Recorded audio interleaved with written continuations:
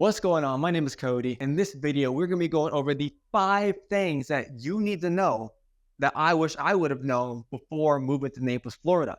These might change your mind about moving here, and they're really critical that you know these because not knowing them cost me a lot of pain, a lot of time, a lot of headache, and just would have made the process a whole lot smoother if I would have known what to expect. So without further ado, let's get into it. All right, the very first one, and the one you're going to hear in every single video you watch about this, is the cost of living in Naples. If you're looking at the average price for a home, which is $860,000 median price for a home, you're going to be spending anywhere from $85 to about $95,000 a year in income just to maintain.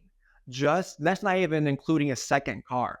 That's not even including groceries. That's not even including hobbies. That's not including paying for your kids and whatever else, right? That's just taxes, insurance, your mortgage. Or if you're okay with a condo, you're looking at more around $48,000 a year for a condo. Obviously, if you're single, you don't need much space. You could save a lot of money. But if you have a family, I mean, you're gonna need upwards of $150,000, $160,000 for your family alone just to get by living in Naples, depending on your living situation. The good thing about Naples, Florida is that the taxes are lower by 13% than the rest of Florida. And overall, throughout the United States, it's much lower than the average. So you're saving money on your property taxes, but everything else costs a lot more money. For example, insurance for most of the United States, insurance is about $1,700. For the same house in Florida, your insurance is going to be about $4,500 a year. If you don't want to buy a home and you just want to move into an apartment, getting an apartment that actually fits your family of 2 kids and 2 adults, you're looking at a bare minimum, just entry level, of $2,500 a month in rent. Just bare minimum level, $2,500 for a big enough home for a family. I mean, but you're looking at the average or median has got to be around $35,000, $4,000 a month just for renting a modest place in a family. Car insurance shocked the crap out of me. I didn't expect that. When I moved to Naples, Florida, I was first living in Indiana. When I moved down here, I was paying $800 a year for my brand new Toyota. $800 a year is what I was paying for insurance. I moved to Florida and now I pay $2,400 a year. It was the biggest shock I had coming here was that car insurance. I just was not expecting it. All right, so number 2, the next thing you need to know before moving here is that most areas have an HOA. If you want to live within the city of Naples, and I'm talking about the Golden Gate Estate, but within the city of Naples, you're probably going to be paying an HOA. Most places are HOA driven around here, and HOAs can get pretty costly. I'm talking about $88 to $100 is the median price a year for an HOA due. And a lot of these, though, are strict what kind of pets you can have, what size they are, when you can use the pool and stuff. They're all different. So I've been in HOA areas where the HOA is phenomenal. They keep everything maintained. They're easy to contact, get a hold of. They're great to their community. And I've been in ones that are just horrible.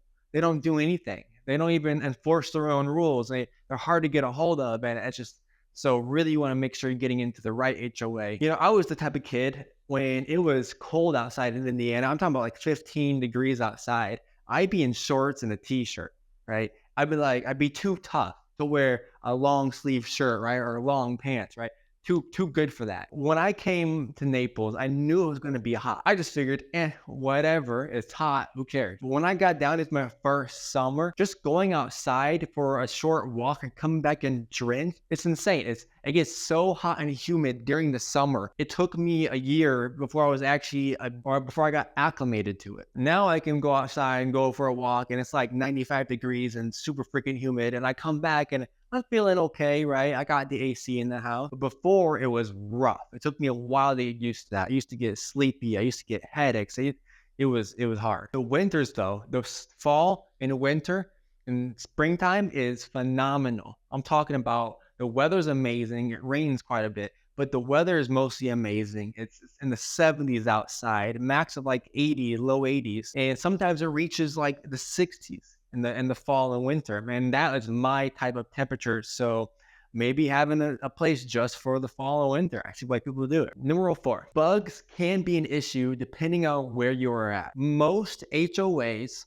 they maintain their area so they minimize mosquitoes. Not all of them, but most of them will. If they're a high quality HOA, they will maintain that, and so your mosquitoes are not as relevant there. But if you're going out to, say, the beach, just the other day, I just learned this, and I lived here for almost 2 years now. I went to the beach, and it was raining quite a bit beforehand, right? The last couple of days was just raining, and I went to the beach. I'm sitting down, and I'm having dinner with my wife, and we're getting eaten up. I feel it everywhere. She feels it everywhere. And I'm like, what is this? What the, like, I can't even see what's biting me. And it turns out there's something that I heard someone call it this word right here, because I can't think of it, but it's this word. And I'm not sure if it's the right word for it, but there are these tiny little bugs that will bite you, right? Especially after it rains a bunch. They'll just climb up on you and bite you. And they're so itchy. I've got them all over my body right now. It is annoying. So make sure you bring bug spray, especially after it rains. And even going for a hike, because I like hiking. On our honeymoon with my wife, we went hiking, right? That's what we did for a honeymoon. We went to the mountains. I like in the mountains. I went to some places to hike around this area. And one of the places, like every time we go, I have to douse myself in bug spray because I am a bug magnet. I'm telling you, it is absolutely insane. But we were walking through and I just have like all these bugs just boom, boom, boom, boom, beating me up. And I'm like, we just had to run back to the car because it was so bad that day. And we all like just have to bring bug spray. Also, it's really easy to get like ants and other types of bugs in your house because they will crawl in your house or figure out a way in there, and they come in there fast. Every single Naples home I've gone to, they get bugs pretty fast. So Naples is really easy to get around. They have great roads, big roads, and it's pretty simple trying to go anywhere, right? Everything is close to you. If you're in North Naples, South Naples, wherever you're at, you're always around your grocery stores, restaurants, stuff to do, pretty much always. So getting anywhere is pretty simple and easy. But traffic during season in the fall and winter can be horrendous. I'm talking about adding an extra 10, 20 minutes to your car ride.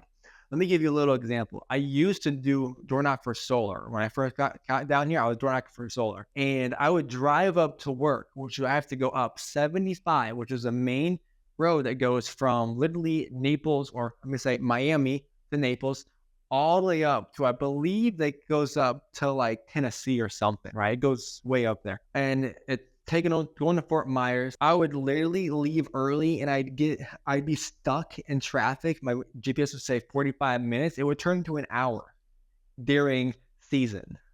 I'm telling you, it can get pretty insane.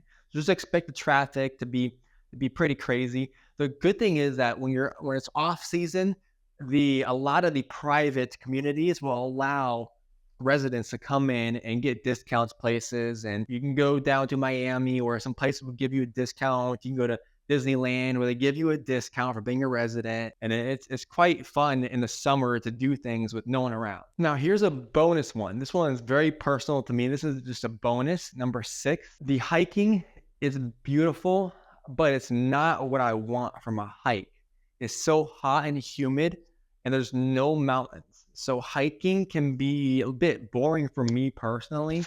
I like to go out hiking mountains and landscape and rivers and stuff, where it's not too hot. And when I came down here doing the hiking, it was kind of disappointing to me because it just wasn't what I liked. So that's probably one of the one things that I would say I would change about Naples if I could. Bonus number 2, and this one's huge for me because it really affected me, is allergies. Up in Indiana, when I was living in Indiana, I didn't have any issues with allergies. I never had allergies. I rarely got sick, once every 2 years. Suddenly, I can barely breathe through my nose, so that's why you'll see me wear nose stuff. My acne, I haven't had acne in like 5 years. I moved down to Naples, and suddenly my acne was flourishing. And I don't even know what happened, but it just started to get really bad. And I've heard people have dogs too who didn't have allergies before, now having to take allergy medication because of the environment in Naples, Florida. So just keep that in mind. Overall though, Naples, Florida is a very beautiful place to live. It's ranked one of the happiest places in America, and it's for a good reason because it's a very nice area. So if none of these deterred you and you still would like to move down to Naples, Florida, shoot me a holler. My information is in the description. Leave me a like and subscribe. If you would like to know some more pros and cons, I give you some cons about Naples, Florida, but if you would like to know some more pros and cons about Florida, click on this video right here.